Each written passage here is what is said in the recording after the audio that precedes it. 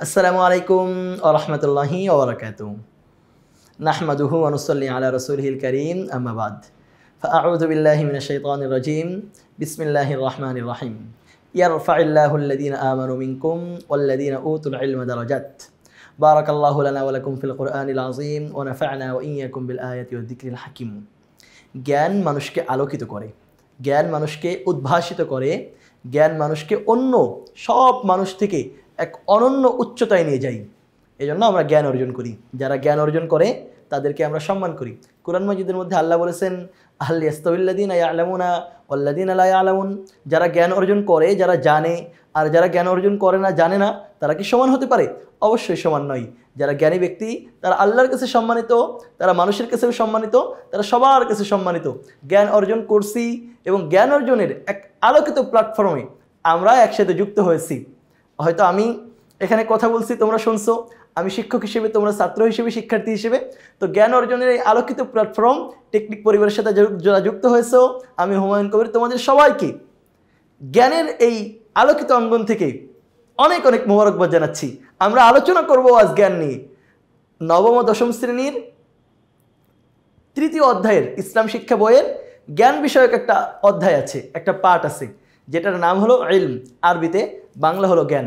আসো তাহলে আমরা শুরু করি যে জ্ঞান নিয়ে আমাদের কি কি এমসিকিউ বিভিন্ন বোর্ডগুলোতে আসছে, আমাদের পরবর্তী পরীক্ষায় আসতে পারে, কোনগুলো গুরুত্বপূর্ণ, আমরা সেগুলো আলোচনা করি। টেকনিক পাবলিকেশনসের বইয়ে জ্ঞান নিয়ে প্রথম প্রশ্ন উল্লেখ করা হয়েছে, ইলম কোন ভাষার শব্দ? অবশ্যই ইলম আরবি ভাষার শব্দ। কুরআন মাজিদে উল্লেখ করা হয়েছে শব্দটা। আব্দুল মান্নান একমাত্র মহান আল্লাহর নিকট আত্মসমর্পণ করবে, এটি সে কিসের মাধ্যমে বুঝতে পারবে? একমাত্র সে আল্লাহর কাছেই আত্মসমর্পণ করতে চায়, অন্য কারো কাছে করতে চায় না। এটা কিভাবে বুঝতে পারবে?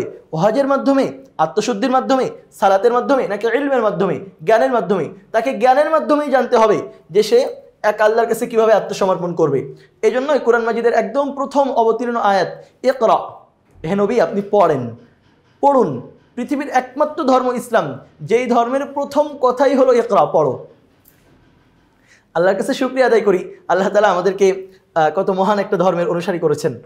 ইলম হলো, এখানে 4টা পয়েন্ট দেওয়া আছে, আমরা এর মধ্যে থেকে একটাকে চয়ন করব। আমাদেরকে একটা খুঁজে নিতে হবে যে ইলম এটা কি। ইলম হলো আনুগত্য করা, মানে অনুসরণ করা, আত্মসমর্পণ করা, মাথা নত করা, মিষ্টি করা, অবগত হওয়া। ইলম হলো অবগত হওয়া, জানা, বোঝা, পড়াশোনা করা।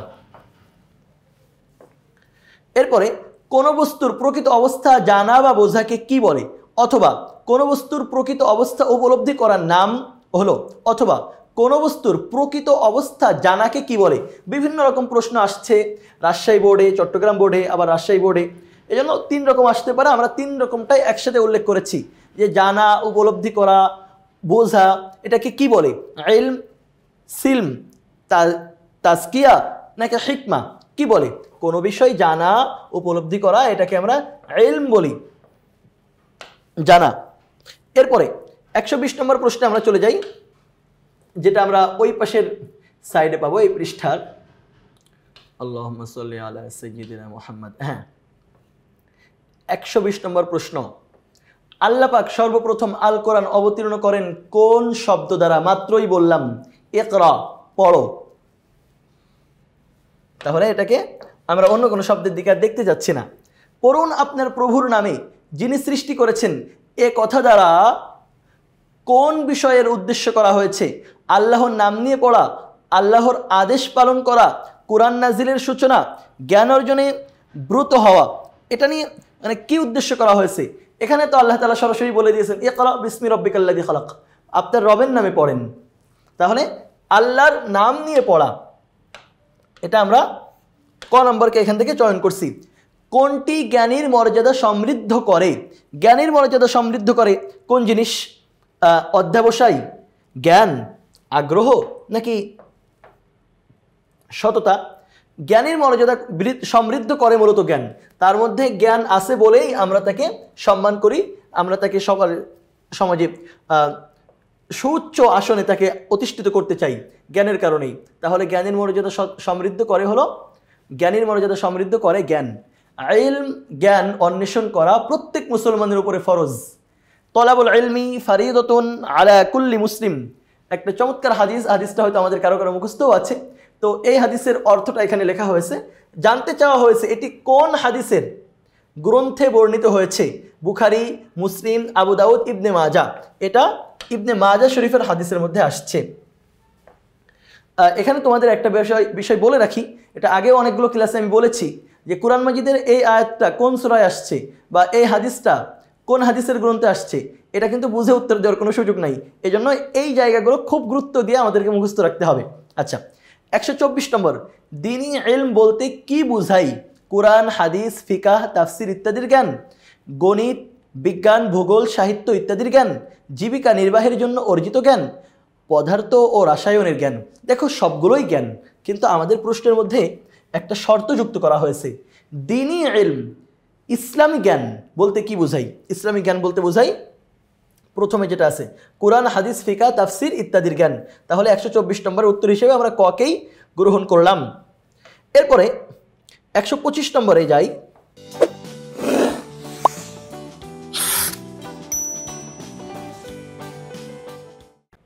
দ্বীনি ইলম বলতে বোঝাই বিজ্ঞান বিষয়ক জ্ঞান, ইসলাম ধর্ম সম্পর্কিত জ্ঞান, পার্থিব জ্ঞান, তাত্ত্বিক জ্ঞান, সব জ্ঞানই আমাদের দরকার। কিন্তু দ্বীনি ইলম বলতে আমাদেরকে বোঝাই হলো ইসলাম ধর্ম সম্পর্কিত জ্ঞান। মানব জীবনের মৌলিক গুণ ও জীবনের শ্রেষ্ঠ সম্পদ হলো জ্ঞান, সময়, আখলাকে হামিদা নাকি সম্পদ? দেখো এখানে মানব জীবনের মৌলিক গুণ ও জীবনের শ্রেষ্ঠ সম্পদ কি? সময় অবশ্যই শ্রেষ্ঠ সম্পদ, কিন্তু আখলাকে হামিদা, সম্পদ এগুলোও প্রয়োজনীয়। কিন্তু মানব জীবনের সবচেয়ে শ্রেষ্ঠ জিনিস হলো জ্ঞান, সবচেয়ে শ্রেষ্ঠ জিনিস। তাহলে এখান থেকে আমরা কোনটাকে গ্রহণ করতে পারি? ক নম্বরকে গ্রহণ করতে পারি, যে মানব জীবনের মৌলিক গুণ ও জীবনের শ্রেষ্ঠ সম্পদ হলো জ্ঞান। জ্ঞান চর্চা অপরিহার্য কেন? হালাল উপার্জনের জন্য, চাকরি পাওয়ার জন্য, মনুষ্যত্ব বিকাশের জন্য, সামাজিক সম্মানের জন্য। জ্ঞান অর্জন করা এটা অপরিহার্য কেন? দেখো হালাল উপার্জনের জন্য জ্ঞান অর্জন করার দরকার নেই, কাজ করতে পারলেই হালাল উপার্জন করা যায়। এরপরে চাকরি পাওয়ার জন্য, এটা তো এই উদ্দেশ্যে যারা লেখাপড়া করে এটা তো খুবই একটা ছোটলোকি কাজ যে শুধু চাকরি পাওয়ার জন্যই পড়ে। সামাজিক সম্মানের জন্য নাকি মনুষ্যত্বের বিকাশের জন্য? দেখো আমাদের জ্ঞান অর্জন করার মূল উদ্দেশ্য হলো মনুষ্যত্বের বিকাশ ঘটানো। মনুষ্যত্বের বিকাশের জন্যই আমরা পড়াশোনা করি, জ্ঞান অর্জন করি। তাহলে এরপরে 128 নম্বরে আমরা চলে যাই। হযরত আলী রাদিয়াল্লাহু আনহু বলেছেন, যার নিকট আমি একটি শব্দ শিখেছি আমি তার দাস। এখানে মনিব বলতে কাকে বোঝানো হয়েছে? হযরত আলী রাদিয়াল্লাহু আনহুকে, পুস্তক প্রণেতাকে, শিক্ষককে, জ্ঞানী ব্যক্তিকে? আমি যার নিকট একটি অক্ষর শিখেছি আমি তার দাস, এখানে যার কাছে শিখেছি আমি তার দাস, তাহলে মনিবকে? শিক্ষক। তাহলে আমরা এই প্রশ্নের উত্তর হিসেবে বেছে নিচ্ছি গ নম্বরকে। মানুষ একমাত্র আল্লাহর নিকট আত্মসমর্পণ করবে এ বিষয়টি সে কিসের মাধ্যমে বুঝতে পারে?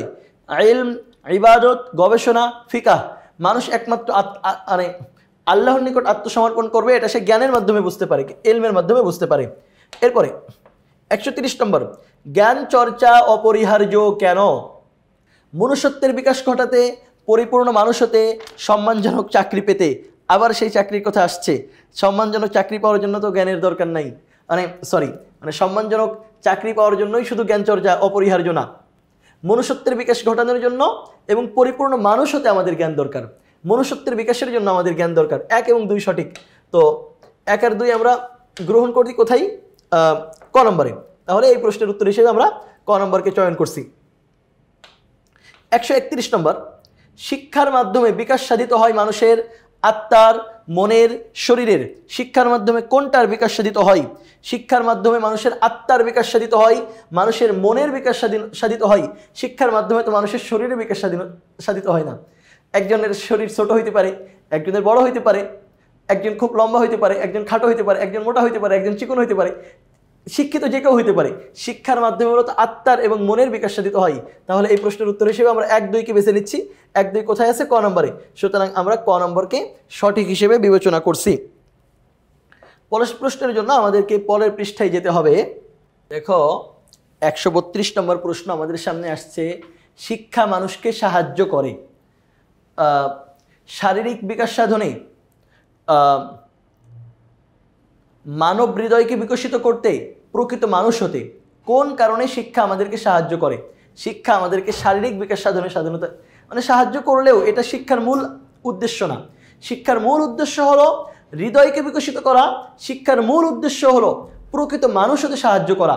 তাহলে 2, 3 কোথায় আছে? গ নম্বরে আছে। আমরা তাহলে এই প্রশ্নের উত্তর হিসেবে গ নম্বরকে চয়ন করছি। নিচের উদ্দীপকটি পড়ে 133 ও 134 নম্বর প্রশ্নের উত্তর দাও। জনাব ফরিদ সাহেব অনেক সাধনা করে ইলম বা জ্ঞান অর্জন করেছেন, ফলে তিনি ইসলামের বিধিবিধান পালনে আর কোনো সমস্যার সম্মুখীন হন না। আচ্ছা, একজন জ্ঞান অর্জন করছেন, এখন ইসলামের বিধিবিধান পালনে তার আর কোনো সমস্যা হচ্ছে না। প্রশ্ন হলো, জনাব ফরিদ সাহেবের ইলম অর্জনের বিষয়টি কি? ওয়াজিব, ফরজ, সুন্নত নাকি মুস্তাহাব? দেখো, আমাদের মৌলিক ইবাদত করার জন্য যেই জ্ঞানের দরকার হয় এই জ্ঞান অর্জন করা কিন্তু ফরজ। ওই যে তলাবুল ইলমি ফারিদাতুন আলা কুল্লি মুসলিম, এই হাদিস অনুযায়ী যেই এলেম, যতটুকু জ্ঞান অর্জন করলে ইবাদত করা জরুরি ততটুকু জ্ঞান আমাদেরকে ইবাদত অর্জন করতে হবে। তাহলে ততটুকু জ্ঞান অর্জন করা কি? ফরজ। তাহলে আমরা এখান থেকে দেখতে পাচ্ছি ফরিদ সাহেবের অর্জিত যে জ্ঞান এটা হলো ফরজ জ্ঞানের অন্তর্ভুক্ত। জনাব ফরিদ সাহেব যে প্রকার ইলম অর্জন করেছেন, এখানে কয়েক প্রকারের নাম উল্লেখ করা আছে। এখন আমাকে এখান থেকে বেছে নিতে হবে যে ফরিদ সাহেব যেই প্রকার ইলম অর্জন করছেন এটা কি? দিনী ইলম, দুনিয়াবি ইলম, দিন ও দুনিয়াবি উভয় ইলম। না, ফরিদ সাহেব উভয় এলেম অর্জনও করেন নাই, শুধু দুনিয়াবি এলেম অর্জন করেন নাই। উনি শুধু দিনই এলেম অর্জন করছেন, এই জন্য ইবাদতে সমস্যা হচ্ছে না। দুনিয়াবি এলেম অর্জন করে কেউ ইবাদতে সমস্যা হচ্ছে কিনা এটা বুঝতে পারে না। তাহলে ফরিদ সাহেবের অর্জিত এলেম হলো দিনী ইলম। এটাকে আমরা ক নম্বরকে এই প্রশ্নের উত্তর হিসেবে গ্রহণ করছি। দুনিয়াবি ইলম কোনটি? দুনিয়াবি ইলম মানে সরাসরি দুনিয়ার সাথে সম্পৃক্ত এমন এলেম কোনটা? এখানে যেগুলো লেখা আছে এর মধ্যে থেকে আমাদেরকে একটা নিতে হবে যে দুনিয়াবি ইলম হলো কোরআন, হাদিস, ফিকাহ, গণিত। দেখো, কোরআন এটা ইসলামী জ্ঞান, হাদিস এটাও ইসলামী জ্ঞান, ফিকাহ এটাও ইসলামী জ্ঞান, গণিত এটা দুনিয়াবি জ্ঞান।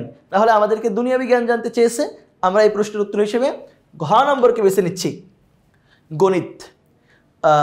আমরা ইবাদত সংক্রান্ত অধ্যায়ের ইলম নামে যে আলোচনা ছিল তার গুরুত্বপূর্ণ এমসিকিউগুলো আলোচনা করলাম। এত সময় ধরে আমার সাথে যারা ছিলে টেকনিক পরিবার পক্ষ থেকে আমি হুমায়ুন কবির আবারও শুভেচ্ছা জানাচ্ছি। পরবর্তী ক্লাস দেখার আমন্ত্রণ জানিয়ে এখানেই বিদায় নিচ্ছি এই ক্লাসে। আল্লাহ হাফেজ, দেখা হবে পরবর্তী ক্লাসে।